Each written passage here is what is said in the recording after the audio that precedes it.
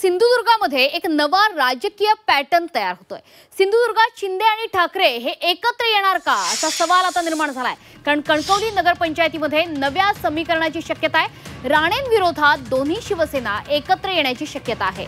या प्रस्तावावर वरिष्ठ पातळीवर लवकरच निर्णय घेतला जाईल।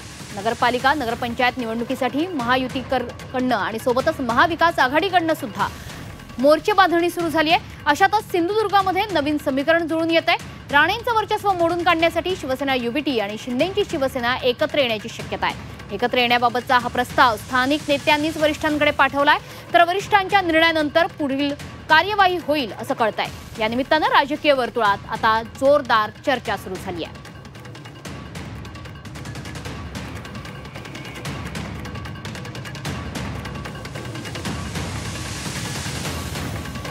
तर या संदर्भात बातचीत करणार आहोत आपले प्रतिनिधी उमेश परब यांच्याशी।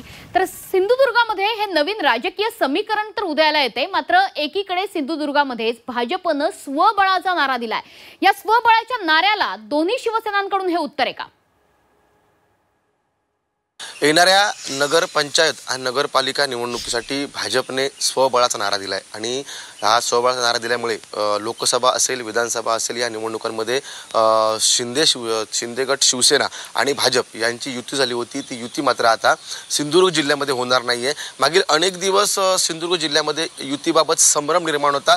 जे स्थानिक कार्यकर्ते आहेत स्थानिक पदाधिकारी आहेत त्यांनी आपण ही निवडणूक स्वबळावर लढावी अशी दोन्हीकडनं मागणी होती। मात्र जर आपण पाहिलं तर सिंधुदुर्ग जिल्ह्यामध्ये शिंदे सेना जी आहे ती युतीसाठी आग्रही होती, मात्र भाजपकडनं या ठिकाणी स्वबळाचा नारा देण्यात आलाय। आणि त्याच पार्श्वभूमीवरती कणकवली नगरपंचायतचा आपण जर विचार केला तर कणकवली नगरपंचायतमध्ये गेली अनेक वर्ष राणेंची सत्ता आहे, राणेंची निर्विवाद सत्ता आहे। म्हणजे राणेंच्या विचारांचा जो नगराध्यक्ष तो बसलेला आहे आणि त्यामुळेच या ठिकाणी या राणेंना शह देण्यासाठी किंवा जर आपल्याला भाजप समोर विजय प्राप्त करायचा असेल, भाजप समोर लढत द्यायची असेल तर एकत्र येण्याशिवाय पर्याय नाही असा विचार करून 2 दिवसापूर्वीच ठाकरे सेनेचे माजी आमदार वैभव नाईक असतील, त्याचबरोबर शिंदे सेनेचे माजी आमदार नुकतेच जे शिंदे सेनेत दाखल झाले आहेत राजन तेली असतील, त्याचबरोबर कणकवली शहरातील अनेक व्यक्ती जे आहेत, अनेक राजकीय पक्षाचे जे नेते आहेत पदाधिकारी आहेत ते त्या ठिकाणी एकत्रित आले आणि त्यांनी शहर विकास आघाडी स्थापन करायची समजते अत्यंत गुप्त बैठक झाली।